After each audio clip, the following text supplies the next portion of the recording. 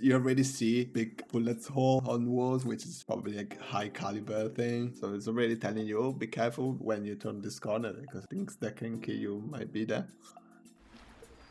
In fact, you know, Borto turns around.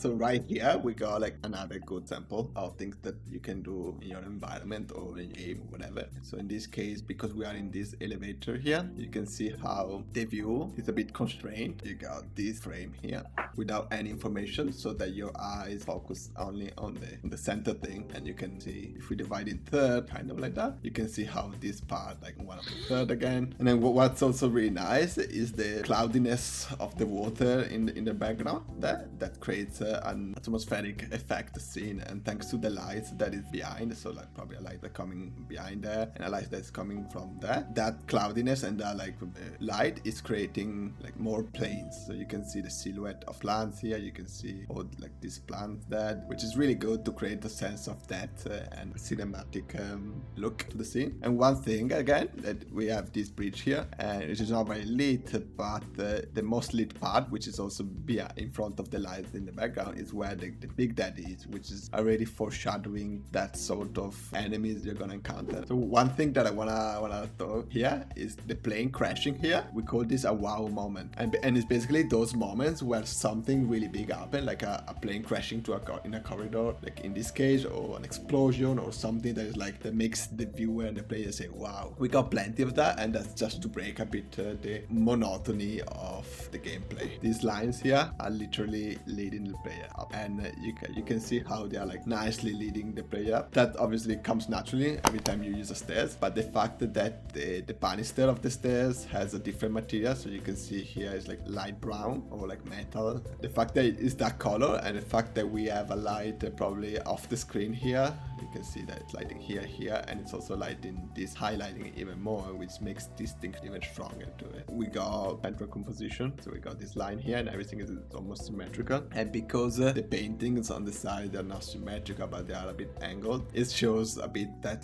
the state of what's happening in this world, which is like chaotic angle. Does your work get influenced by masterpiece like Bioshock? Is there a game that you use often as a reference for your work, or as a source of inspiration? I guess it can inspire us, like games can inspire us, but when we're making a game, we don't want to find, for example, reference and you know how they did things in other games, because we want to make sure that the game that we are making is unique. So oftentimes we don't find reference from the game, but rather we find reference from real life, and we go through the process of converting real life reference to what we want to make in game, because things that you see in games have been through so many iterations, so many like a strong art direction, like in this case, so you don't want to take inspiration from that art direction. That said, I think playing a game can give you a lot of inspirational points, like things that you can do in a mission, or like tricks that they did, like what we're doing right now, right? We are looking at a game and we're getting inspired on how to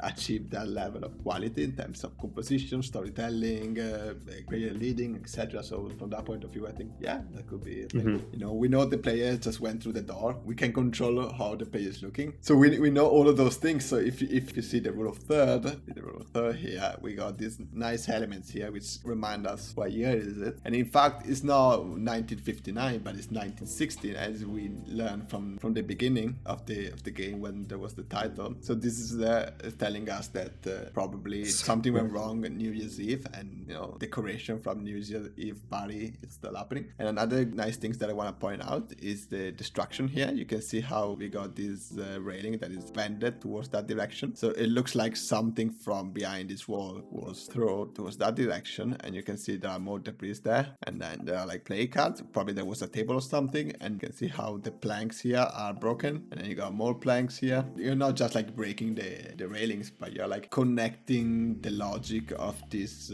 destruction throughout the 4 different elements, which integrates really well. The center of this frame is here, and you can see how the light element here is like slightly towards the right, which is like making It's almost like we got a scale and you put a lot of elements on the right side, like this thing. So obviously the direction goes on that side in terms of how to balance this view. On top of that, you can see there are also more details from the right. You can see that, which is also another way. So in the scale details, so if we have another scale and we put the details, again, we got the details more on the right. So again, right. And then lastly, you can see the poster. There's like this line and this line, which is sort of creating an arrow like that. It's kind of balanced because we got elements on the right that are pushing right, but we also have the arrows and elements from the poster that is actually pushing a bit left. So it's kind of balanced. So obviously you want to go right because of these two elements here. And you can see probably another things that they try to do, which is often seen in photography, is to place the dominant eye of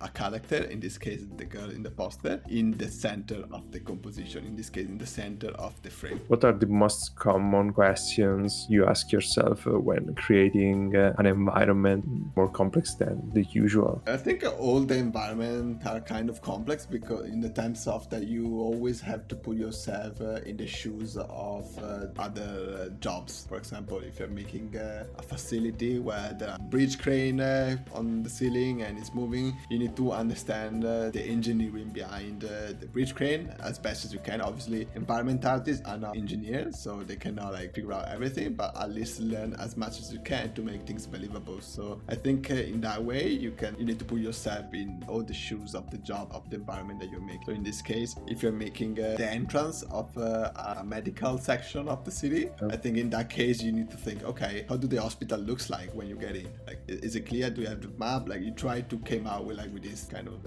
questions that you ask yourself and you want to find the answer. So in this shot here, I want to point out how again we're coming out from a door and right in your face you got a lot of elements that the devs wants you to see. So we got this poster, and we all know that there are 3 posters, and we know why there are 3 posters, because 3 is magic number. Exactly. So 3 is cool, and it's really nice to see how all the details behind like there are rows there and there's slot everywhere, and there's something written on the floor there. Here maybe it's like part of a body or part of what they used to draw down.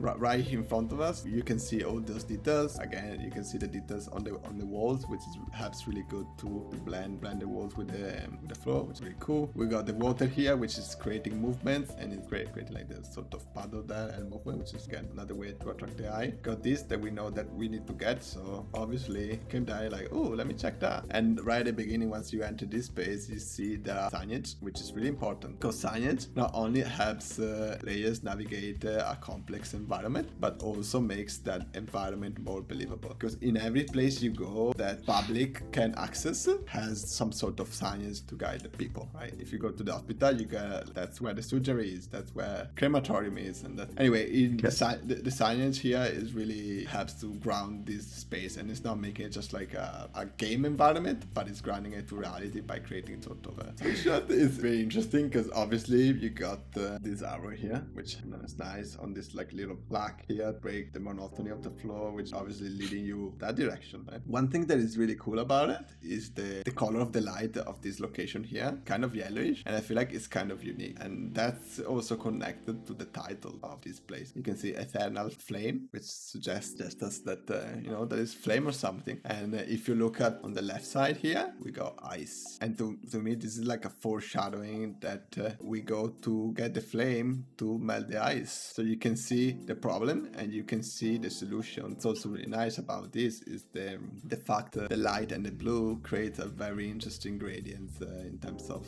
light color. So you can see on the floor how the blue here is like blending with the yellow, and on top of that I think archway here, which acts as our foreground element, again really cool, create parallax and makes things more interesting. This eternal thing and the eyes will both intersection line of the rule of third. So you can see how if you look a bit on the left, this will be on this thing on this corner here, and that will be on that corner, and probably this guy will be on the rule of third of the rule of third, which is create a really dynamic movement to the image. We got light signposting, something important here, but at the same time we got plenty of leading line thanks to the perspective. So we got like ceiling element, we got the tile that naturally creates strong directionality thanks to the perspective. You can see how inside there is a bright light that that makes the silhouette of this space more interesting coming from there.